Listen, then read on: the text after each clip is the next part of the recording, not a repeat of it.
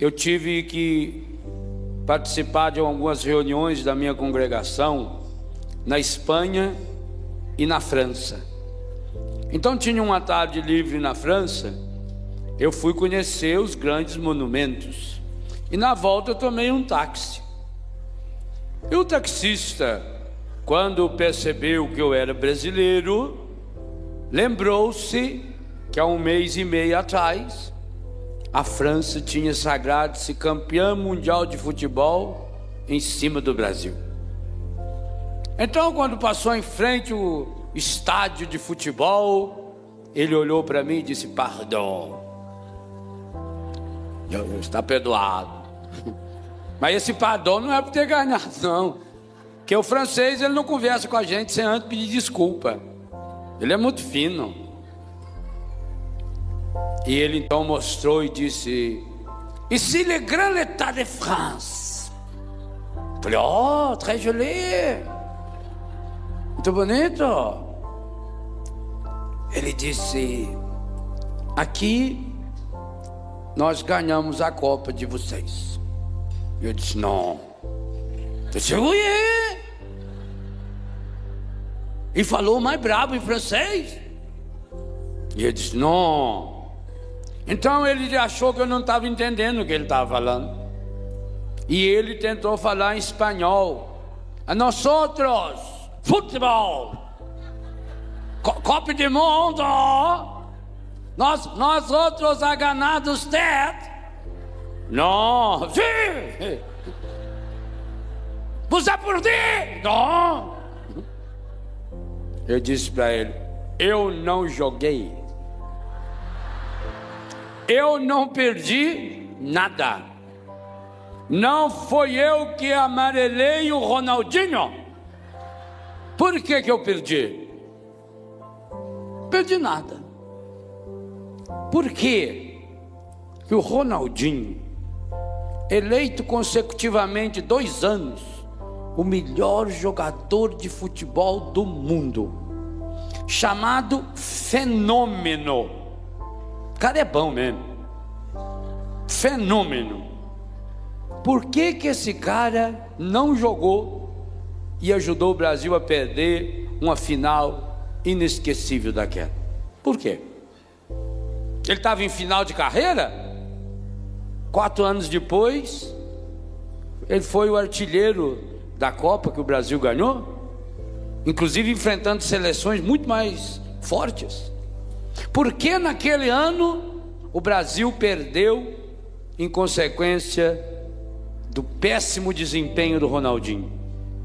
Qual é a causa? Ronaldinho estava machucado. E o melhor jogador de futebol do mundo, o Fenômeno, machucado, não joga absolutamente nada. É por isso que você vem perdendo algumas copas para o encardido. É por isso que você também está sendo derrotado em algumas dessas competições que nós pudemos refletir ao longo desse acampamento.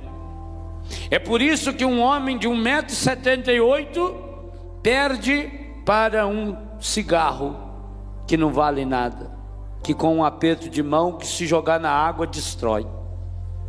Mas não é só esse homem que perde, o mundo perde. Para fazer 300 cigarros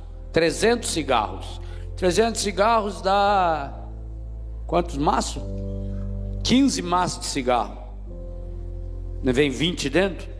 Para fazer, portanto, 15 maços de cigarro. Quem fuma um por dia, em 15 dias, tem que se cortar uma árvore. Para fazer 300 cigarros, precisa cortar uma árvore. Não é só esse homem que perde. Quando você perde, a natureza perde. Uma árvore cortada, além da poluição do meio ambiente, quantos pássaros não se reproduzirão? Quantas aves morrerão? Quantos animais não terão aonde se esconder durante a noite e a chuva? Quando o encardido consegue machucar você, Você que é um fenômeno, porque você ouviu muito bem o Dunga dizendo, você tem o Espírito Santo dentro de você, você tem o corpo, sangue, alma e divindade de nosso Senhor Jesus Cristo dentro de você, você é obra-prima das mãos do Senhor. Tu, ó Senhor, me teceste no seio da minha mãe. Você que é esse fenômeno, você que é essa pessoa excepcional, perde esses joguinhos de nada, porque a exemplo do fenômeno, o encardido vai lá no cerne. Sabe por que nós estamos tendo uma juventude derrotada? Porque temos uma juventude do coração ferido, do coração machucado. O maior estrago que o encardido vem fazendo em nossos jovens não é na perna ou no seio, quando implanta silicone, ou nos músculos, quando faz tomar esses remédios para ficar forte, as anfetaminas. O maior estrago que o encardido está fazendo é no coração. Não existe silicone para um coração ferido e machucado. Não existe plástica para um coração estragado pela mágoa, pela angústia, pela tristeza e pelo ressentimento. Para fazer o jovem perder a coragem e a força, essas duas pernas, as quais vocês foram convidados a caminhar nesse acampamento, o encardido vai lá no cerne, que é o coração, e lá ele vai semeando a fraqueza, semeando a derrota, semeando o ressentimento, semeando a mágoa, transformando o jovem em alguém que está completamente envelhecido. João Paulo II falou isso em julho de 1980 em Belo Horizonte. Primeiro grande encontro do Papa com a juventude. Aliás, o primeiro foi no México, por ocasião de 79 em Puebla. Embora lá tivesse menos jovens, o grande encontro, aquela multidão de jovens, e lá ele profetizou que Belo Horizonte do futuro, 25 anos atrás. Depois desse grande encontro de João Paulo aqui, quantos outros aconteceram? O espetacular encontro em Manilha, com 4 milhões de jovens. O jubileu em Roma, em Paris, em Toronto. Encontros espetaculares. E o que João Paulo dizia? Um jovem começa a envelhecer perigosamente, ele dizia em Belo Horizonte, quando se deixa levar pelo fabuloso, estragado princípio de que os fins justificam os meios. João Paulo dizia em 80, o jovem começa a envelhecer, o jovem começa a estragar quando passa a acreditar nas propostas fáceis que o mundo apresenta. O jovem vai se perdendo quando perde-se em si mesmo e não tem mais uma resposta a Jesus, quando este para ele lhe perguntar: para você quem sou eu? O Papa usava esse evangelho de Mateus 16 e dizia: a vida, a história presente e futura de um jovem depende da resposta que ele puder dar, nítida, sem subterfúgios, ao Cristo, quando este lhe perguntar: para você, quem sou eu? Depois de um silêncio, o Papa disse: essa resposta já mudou a vida de muita gente. Meu irmão, minha irmã que veio a esse acampamento, você também que veio acompanhando seus filhos, seus netos, você que convive com o jovem, nós precisamos levar o jovem a um encontro pessoal com Jesus, o Jesus que se apresenta hoje como bom pastor. Além de bom é pastor, além de pastor é bom. O que significa o bom pastor? O pastor é aquele que vai atrás da ovelha perdida. Não condene o jovem, mesmo quando o jovem fizer coisas erradas, mesmo quando esse jovem for o namorado da sua filha, a namorada do seu filho, não condene o jovem. É muito fácil condenar, é muito fácil achar culpados ou inventar desculpas. Não condene o jovem. Jesus não condena. Jesus vai atrás da ovelha perdida e não pergunta por que é que essa ovelha se desgarrou, e não pergunta por que é que essa ovelha feriu. Ele sabe que não adianta perguntar, porque a ovelha não sabe e não pode responder. E você também não sabe e não pode responder. Talvez até você será capaz de inventar respostas, desculpas. Talvez você seja até capaz de formular uma desculpa. Padre, porque desde a minha infância, desde a minha adolescência, porque me aconteceu isso, porque me aconteceu aquilo, porque eu tive a infelicidade de cair no erro, porque eu tive a infelicidade de ter sido seduzido, porque eu fui levado pelos colegas, porque eu tive medo de dizer não, porque eu tive medo de ser rejeitado. Todas essas desculpas não curam o seu coração. Por isso Jesus não pergunta. Jesus não pergunta por que você veio parar aqui, no buraco. Jesus pergunta por que você ainda não veio comigo, e vai até onde você se encontra. São Pedro disse isso de uma forma tão linda na segunda leitura. Ele tomou sobre si as nossas enfermidades. Mais para frente São Pedro vai dizer, ele desceu nos quintos dos infernos. Jesus morreu a morte biológica para que com a sua vida eterna matasse a morte. O único jeito de matar a morte foi passando pela morte. Jesus aceitou morrer na cruz porque era o único jeito dele chegar ao inferno. Do mesmo jeito que ele aceitou se encarnar, porque era o único jeito dele se tornar humano para salvar o ser humano, ele aceitou a morte hedionda, medonha de cruz, para chegar ao inferno. Para chegar no inferno, como nós rezamos no ofício das leituras no sábado santo, para chegar nos infernos. E a primeira pessoa que ele foi procurar foi Adão. É linda a oração que a igreja faz, e diz que Jesus chega no inferno e diz para Adão: a paz esteja contigo, Adão. E Adão levanta entusiasmado e vira para todos os outros que estão no inferno e diz: é o meu Senhor, é o nosso Senhor, e com o teu espírito. Adão responde, e Jesus diz: Adão, eu vim buscar você, eu vim buscar a você e todos aqueles que por uma infelicidade acabaram caindo nesse inferno.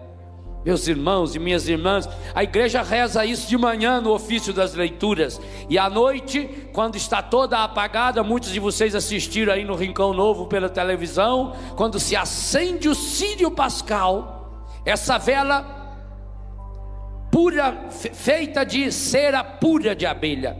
Essa vela não é uma vela qualquer. Essa vela, por exemplo, aqui, ela pode ser feita de silicone, ela pode ser feita de parafina, ela pode ser feita com restos de vela. Nesses lugares, por exemplo, que queima muita vela, eles juntam aquilo que derreteu e pode fazer essa vela, não tem problema, ela depois é abençoada. Essa aqui não. Essa vela aqui é única. Ela só pode ser feita com a cera virgem da abelha. Não pode ser usada a vela artificial. E se tiver algum padre que por economia esteja fazendo isso e comprando círio pascal com vela artificial, meus pêsames. Aliás, fecha a igreja, porque uma igreja que não puder comprar um círio pascal verdadeiro não pode continuar funcionando, tem que fechar, está falida, porque não entendeu nem o sentido desse círio. É feita com cera virgem da abelha. Significa que Jesus Cristo é o mesmo ontem, hoje e sempre. A Ele o tempo, a eternidade, a glória, para todo o século, agindo aqui no ano de 2005. Hoje, o princípio e o fim, o alfa e o ômega. E quando a igreja acende essa vela, e depois cada um vai acendendo a sua vela nas chamas do fogo novo, depois começa a se cantar o Exultet. Exulte o céu e os anjos triunfantes, mensageiros de Deus desçam cantando, façam soar trombetas fulgurantes. E lá no meio desse hino, a igreja retoma o que rezou de manhã.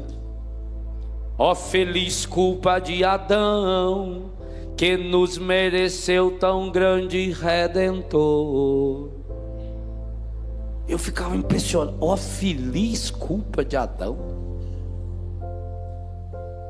Mas é claro, a igreja está lendo a culpa de Adão a partir da restauração realizada por Jesus.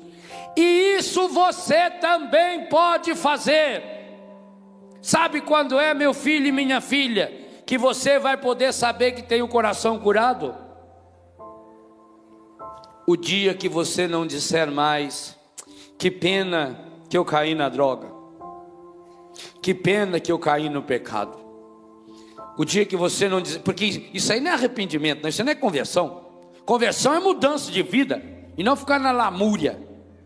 Ah, que pena que eu entreguei a minha virgindade para um namorado. Que pena. O seu coração estará curado o dia que você disser assim: graças a Deus que eu caí. Graças a Deus que eu cheguei no fundo do poço. Porque numa piscina, se você não chega no fundo, você não pega impulso para subir. Você tem que cair lá no fundo, bater o pé e você sobe. O dia que você falar graças a Deus, significa que você está fazendo releitura da sua vida. Eu me lembro, eu tinha 17, 18 anos de idade, com aquele cabelão que eu já falei, indo trabalhar de bicicleta para a fábrica de armas. Eu era torneiro mecânico que trabalhava na fábrica de armas. Mudei pouco. Fazia fuzil automático leve. Era um homem de muita paz. Ajudava a fazer fuzil para matar.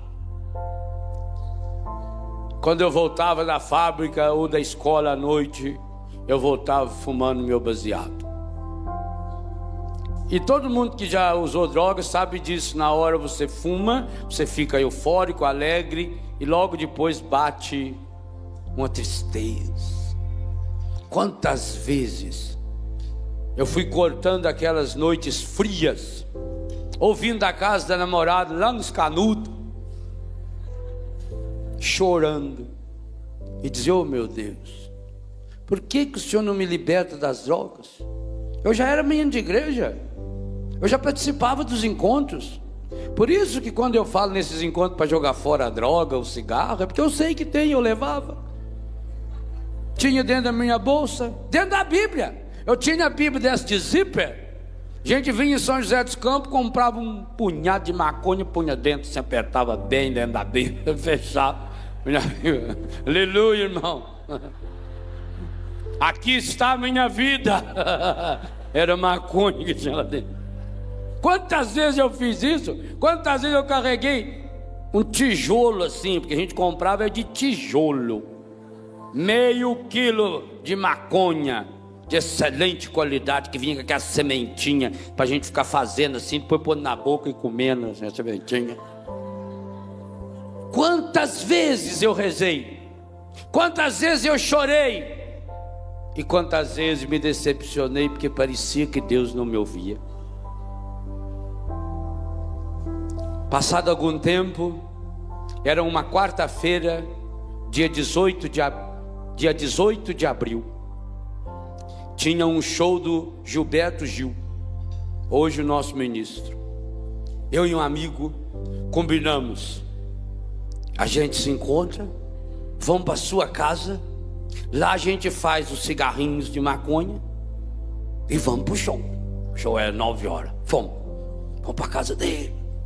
Aí eu tinha um punhadão de maconha, ele já arrumou os papeizinhos e começamos a fazer o cigarro de maconha.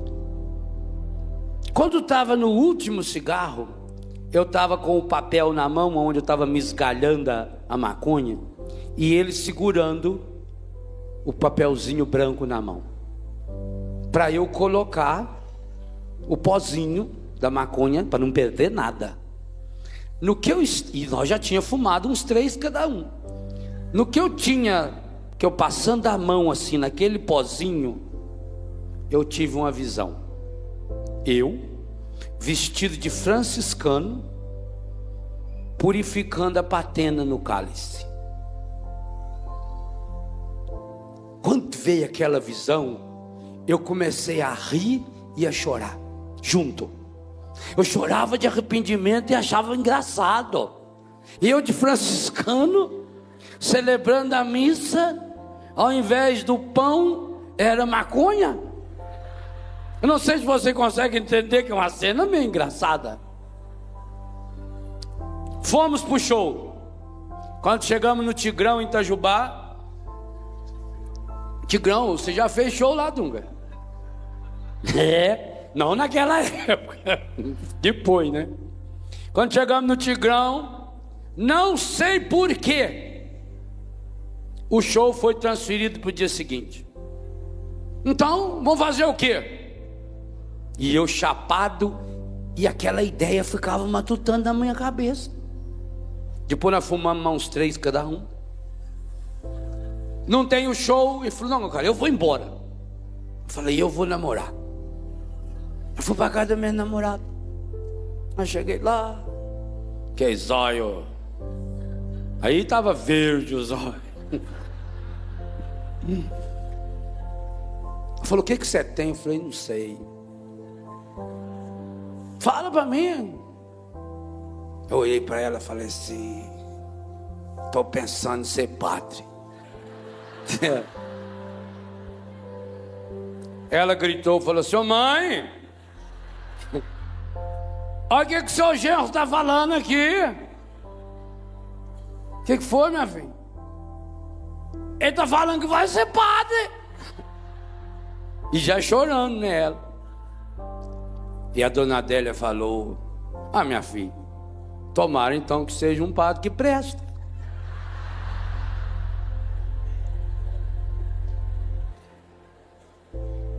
Eu fiquei padre. Talvez ainda não cumpri o desejo da minha ex-sogra. Estou ansioso para levá-la a Santa Catarina, tomar caldo de cana lá, né? Tem muita gente levando a sogra de Santa Catarina para tomar garapa, comer peixe cru, não é?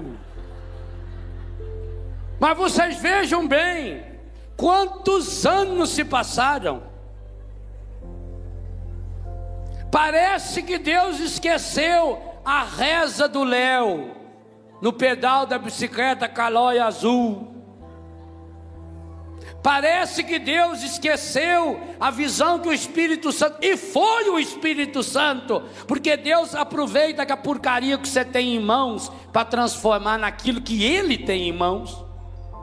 Deus ouviu aquela palavra de ciência na casa desse meu amigo, hoje eu posso falar o nome dele, Eugênio Pacelli.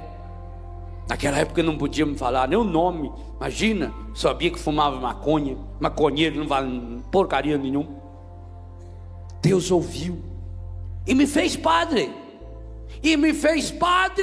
que fundou Betânia, que hoje tem quantos filhos, e não só por causa da maconha, hoje é por causa da cocaína, é por causa da prostituição, é por causa do HIV. Hoje eu posso dizer, graças a Deus, que eu um dia fui drogado. Graças a Deus, que eu um dia vivi tudo que um jovem drogado vive. Todas as consequências. Não existe nenhuma pessoa dependente química nesse mundo que não seja também uma pessoa desequilibrada afetiva e sexualmente. Não existe. Por isso não condeno.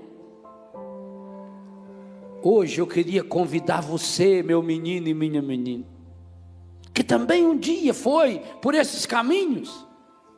Coloque o que tem na sua mão na mão de Jesus, mesmo que seja maconha ou cocaína, mesmo que seja camisinha ou pílulas anticoncepcionais, Ele transforma isso em eucaristia. É isso que Jesus faz. A transubstanciação se dá com aquilo que nós somos, com aquilo que nós oferecemos. Muitas vezes não acontece Eucaristia na sua vida, porque o que você traz para o altar não é seu. Talvez você traga para o altar o desejo de uma vida santa, mas que você não tem. Então tenha coragem de trazer para o altar o estrago da sua vida contaminada, o estrago da sua vida cheia de pecado, porque Deus pode fazer milagre na sua vida. Oh meu irmão, oh minha irmã, quando deixamos nos conduzir pela graça de Deus, Ele faz cair sobre nós essa chuva de bênçãos e de graças, que lava a nossa alma e que fecunda o nosso coração. Hoje Jesus, bom pastor, quer chegar até você. A miséria que você estiver vivendo, aos estragos que o pecado fez na sua vida. E sou capaz de dizer, quanto mais o pecado estragou, melhor para a graça de Deus. São Paulo já dizia, aonde abundou o pecado, superabundou a graça. Mas por quê? Porque um dia teve coragem de deixar a graça de Deus invadir todas as suas áreas de desgraça. Hoje permita que Jesus, o bom pastor, pegue você, ovelha ferida e machucada, no colo. Também você que já é uma ovelha desgarrada há muito tempo, você que já é ovelha, as ovelhas e as ovelhas, hoje deixe Jesus tocar nesse coração. Jesus hoje olha para mim e para você e diz, o ladrão vem só para destruir, para roubar e para matar. Não foi o que o encardido fez com você? Destruiu a sua personalidade, destruiu a sua vontade, destruiu os seus sonhos. Lembra dos sonhos que você tinha? Que pena que hoje você nem sonha mais. Você perdeu a capacidade de sonhar. Jesus jamais pode contar com uma pessoa que perdeu a capacidade de sonhar.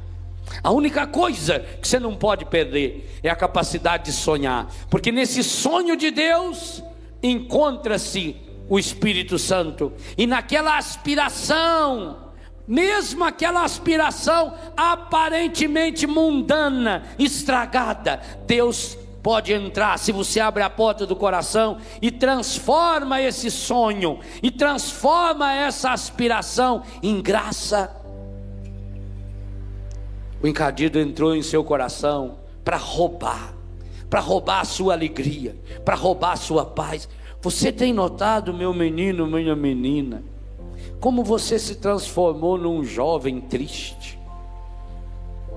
Antônio Marcos, que morreu já tem uns 15 anos atrás, gravou uma música, a oração de um jovem triste, que era a sua oração, porque ele perdeu a vida por isso. Um jovem feito muitos de vocês foi Antônio Marcos, um menino que também sofreu o abandono familiar, que também sofreu a humilhação da pobreza, mas que tinha uma voz excepcional. Ele que gravou em 1973 uma música que Claudinho Fontana, católico, fez, O Homem de Nazaré. Quando Antônio Marcos cantava a oração de um jovem triste, ele estava cantando a oração dele. Ela é também a sua.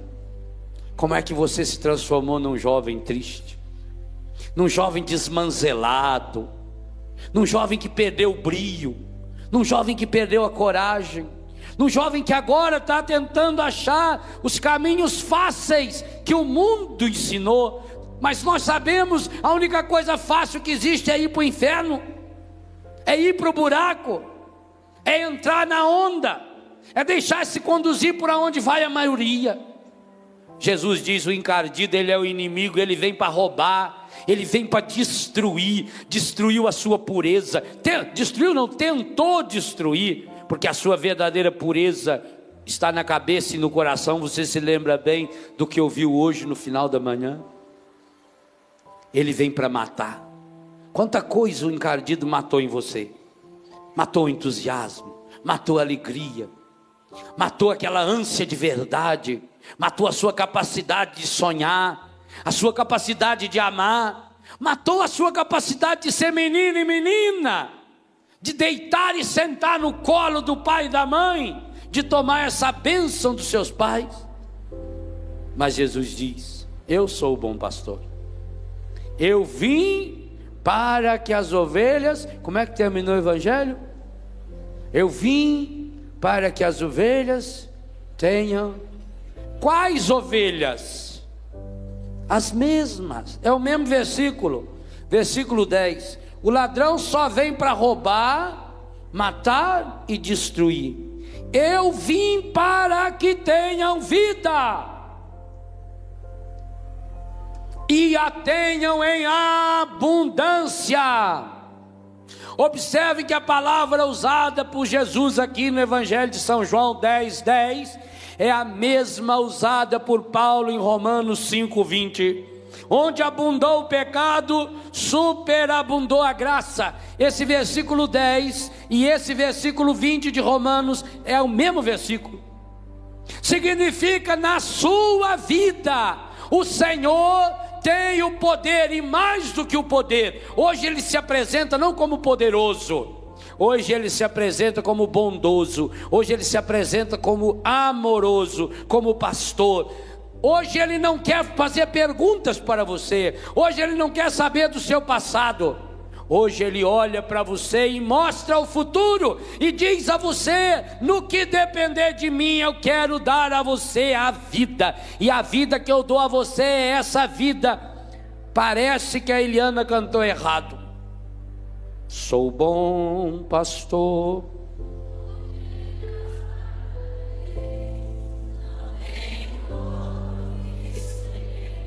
agora. Opa, é plural ou é singular? Eu escutei um Szinho e ele não cantou sem.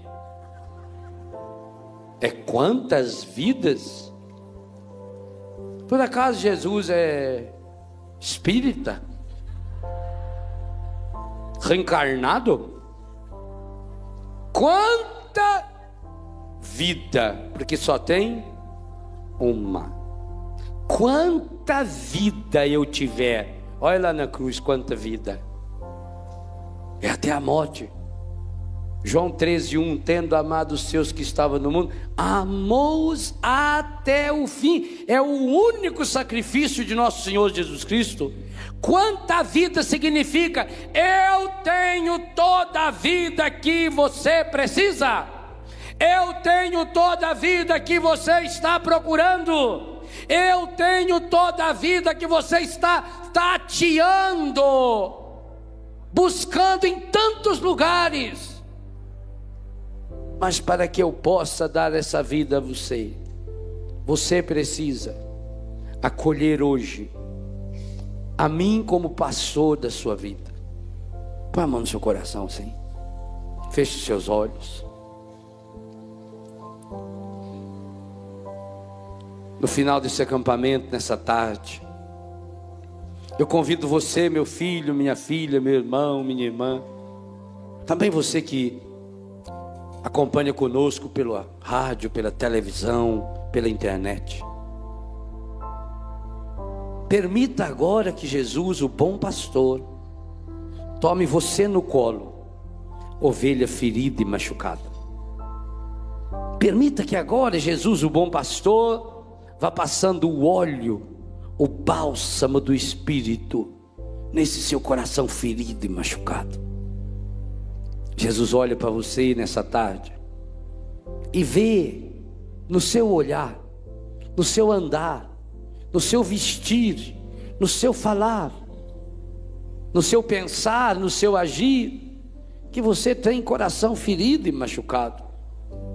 E é por isso que Jesus não condena aquilo que você faz. Jesus chega até você com toda essa vida que Ele é e quer dá-la a você. Não abre o seu olho, olhe para dentro de você. Traga agora ao seu coração consciente as feridas inconscientes do seu coração. Você, meu filho, minha filha, que vem vivendo essa vida sem sentido, que vem vivendo essa vida mergulhada na mágoa, no ressentimento. Você que tem esse coração machucado, porque não consegue perdoar o seu pai, a sua mãe, ou seu filho ou a sua filha. Você que não consegue perdoar o marido, o sogro, a sogra, a esposa. Você jovem que tem coração ferido e machucado, porque também não consegue perdoar Deus. Quantas e quantas vezes você se revoltou contra Deus, porque você também rezou a Deus pedindo para que Ele lhe tirasse aquele vício, para que Ele lhe tirasse aquele pecado, e parece que Deus não ouviu, e quanto mais você rezava, mais tinha vontade de pecar, e você acabou deixando-se levar. Traga hoje ao coração ferido e machucado e amoroso do bom pastor a ferida do seu coração, aquela ferida que ficou no seu coração no dia em que você acreditou naquela pessoa, e ela, que lhe jurava um amor, acabou roubando aquilo que você tinha de mais precioso, a sua pureza, a sua intimidade. E invadindo a sua intimidade, essa pessoa violentou não só o seu corpo, violentou a sua alma. Hoje, deixe Jesus passar o bálsamo do Espírito lá na raiz onde se encontra essa ferida que acabou transformando você numa pessoa desequilibrada sexualmente, que acabou transformando você numa pessoa afetivamente ferida e machucada. Hoje, deixe Jesus passar a pomada, o bálsamo do Espírito no seu coração, ali aonde você se condenou, ali aonde você não aceitou Deus, ali aonde você se revoltou contra o seu próprio corpo, onde você se achou feio, feia, onde você se comparou com o corpo de tantas outras pessoas, e por isso mesmo, não se aceitando, você foi pouco a pouco deixando-se destruir ainda mais. Olhe dentro do seu coração, não abra o olho. Como é difícil para alguns permanecer com os olhos fechados. Permaneça com o seu olho fechado, para você enxergar essa ferida e entregar a Jesus. Ele não poderá curar você.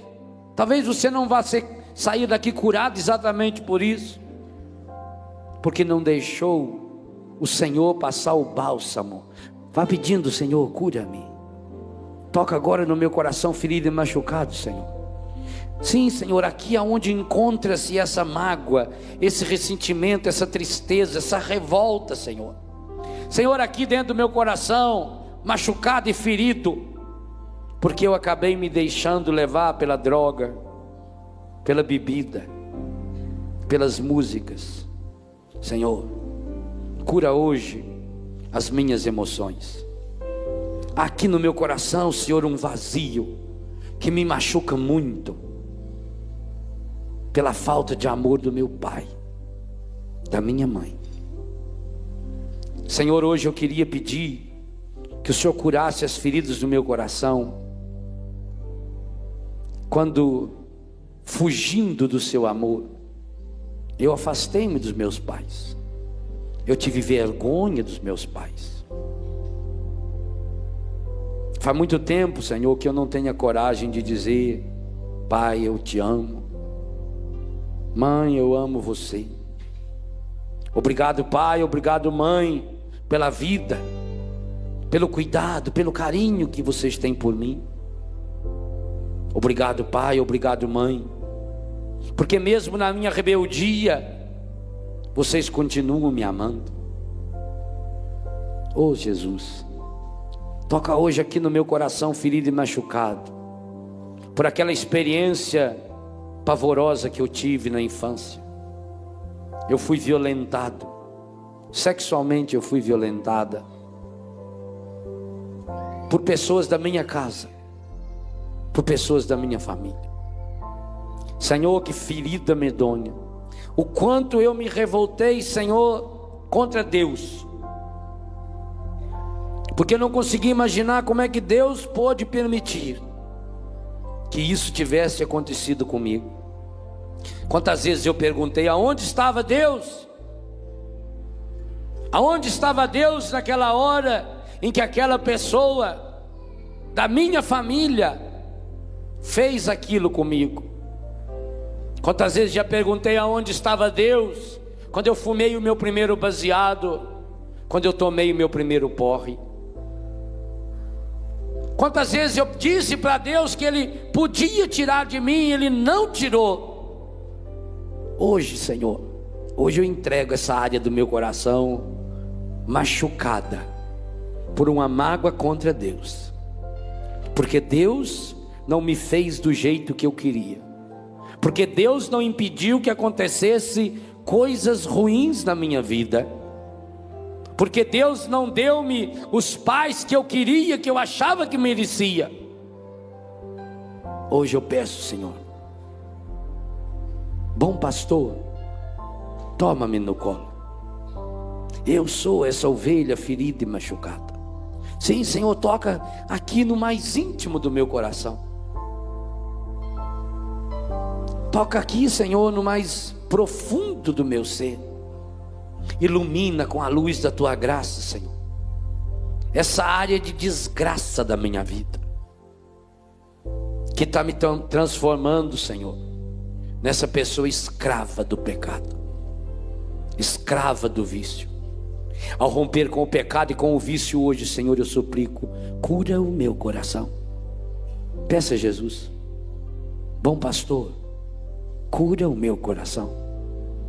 Dá-me essa vida plena, dá-me essa vida abundante. Jesus, bom pastor, cura o meu coração. Mas não seja egoísta. Toque suavemente na cabeça da pessoa que está à sua direita.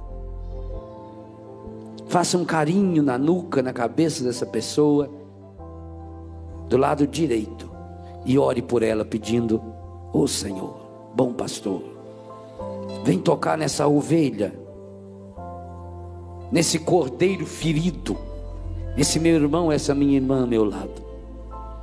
Toque no seu coração agora, tirando, Senhor, as raízes das suas enfermidades, as raízes das suas doenças, as raízes dos seus pecados, as consequências dessas feridas. Toque agora, Senhor Jesus, nesse coração ferido, machucado. Tire daí, Senhor, toda frieza, toda tristeza, toda angústia, todo medo. Essa é a imagem que vem ao meu coração. Jesus, o bom pastor, caminhando no meio do seu povo, tocando na cabeça de jovens, de adultos, de crianças. E Jesus toca suavemente. Faça isso na cabeça da pessoa que está à sua direita. Toca suavemente, feita a mão de Jesus. Imagina como é que Jesus tocaria na mão dessa ovelha ferida, machucada, que está agora ao seu lado. E toque com esse carinho, e vai só dizendo: cura, Senhor, cura, Senhor, restaura, Senhor, liberta, Senhor, afaga esse coração, Senhor, põe amor nesse coração, Senhor. Sim, Senhor, há nesse coração muitas carências, carências de amor, carências de pai, carências de mãe, carências de Deus. Toque agora, cura, Senhor, com a profundidade da sua misericórdia. Pega no colo, Jesus, pega no colo, Jesus, essa menina, esse menino que não foram desejados pelos seus pais. Sim, Senhor, esse meu irmão, essa minha irmã, que desde a infância descobriu que os pais não o queriam. Essa minha irmã, esse meu irmão, que descobriu que seus verdadeiros pais não são aqueles que os criaram. Cura, Senhor, nesse coração, esse coração revoltado, porque sabe que não foi desejado. E ponha hoje nesse coração, Senhor, essa certeza infinita do Teu amor, para que hoje esse meu irmão, essa minha irmã se convença de que foram desejados, amados, queridos, eleitos pelo Pai, na força do Espírito, por causa da Tua palavra. Cura esse coração, Senhor. Cura esse coração, Senhor, que ainda na infância e na adolescência foi marcado pelos traumas da morte, pela perda de entes queridos. Cure esse coração, Senhor, das feridas que ficaram, das perdas que veio acumulando ao longo da vida, das derrotas, os fracassos, Senhor, na escola, os coleguinhas que não gostavam de brincar, no campo de futebol, o último da fila, ninguém queria brincar com ele. Cura, Senhor, a mágoa, porque se achava feio, porque tinha vergonha do seu corpo. Cura, Senhor, das brincadeiras maldosas que ficaram da infância e adolescência, por causa do corpo, de um sinal, da cor, da gordura, do tamanho. Cura, Senhor, desses traumas que ficaram, e que hoje leva esse menino, essa menina, esse pai de família, Senhor, a se prostituir, a gastar o seu corpo com qualquer coisa, a dar-se por qualquer preço, a pagar, Senhor, para pecar. Cura, Senhor, a mágoa que ficou na raiz desse coração, que levou esse meu irmão, essa minha irmã, ao vício do alcoolismo. Hoje eu peço, Senhor, cura a raiz dessa insegurança projetada no cigarro, dessa curiosidade excessiva projetada na maconha, dessa insensibilidade projetada no álcool, na busca de seguranças do álcool, das drogas ilícitas, dos remédios. Hoje, Senhor, toca nesse meu irmão, toque carinhosamente na pessoa que está à sua esquerda, mas não precisa abrir o olho, não conversa com ninguém. Agora você não é namorado, namorada, pai e mãe dessa pessoa, agora você está emprestando sua mão para Jesus. Toca na cabeça da pessoa, suavemente vai alisando a nuca da pessoa. É essa imagem que o Senhor me dá, Jesus tocando na nuca, na cabeça das pessoas. Reproduza essa imagem para esse irmão e peça: Senhor Jesus, bom pastor, traga vida a esse meu irmão, essa minha irmã, que está vivendo na morte, na destruição e no roubo do pecado. Cure esse coração ferido e machucado por falta de amor. Cure esse coração ferido e machucado por falta de ternura. Imagine há quanto tempo que você não dá um abraço bem apertado no seu pai, não sente o cheiro do pai. Quanto tempo que você não dá um abraço bem apertado na sua mãe. Irmão que não abraça irmão. Oh Jesus, cura essa carência, cura essa ferida desse coração. Cura esse coração ferido, machucado, Jesus, por tanto desamor, que transformou esse menino, essa menina, num jovem rebelde, sujo, de um linguajar feio, pesado, bruto, mal agradecido, ingrato, rebelde dentro de casa, que só sabe fazer é cobrar, berrar, que nada está bom, que está sempre reclamando. Oh Jesus, toca hoje nesse coração, ovelha ferida e machucada, Jesus. Passa, por favor, Senhor, passa nessa tarde o bálsamo da sua misericórdia no coração desse meu irmão, dessa minha irmã, que agora chora diante da televisão. Essa minha irmãzinha que agora, diante do computador, aí do outro lado do Brasil, do outro lado do oceano, chora agora, porque gostaria tanto de poder abraçar, beijar o seu filho, a sua filha, o seu pai, a sua mãe, mas o coração ficou empedernido, o coração ficou petrificado. Cura, Senhor, liberta, Senhor, Restaure, Senhor. Vá soltando a sua voz e pedindo ao Senhor. Deixa agora também a sua voz ser instrumento de cura e de restauração.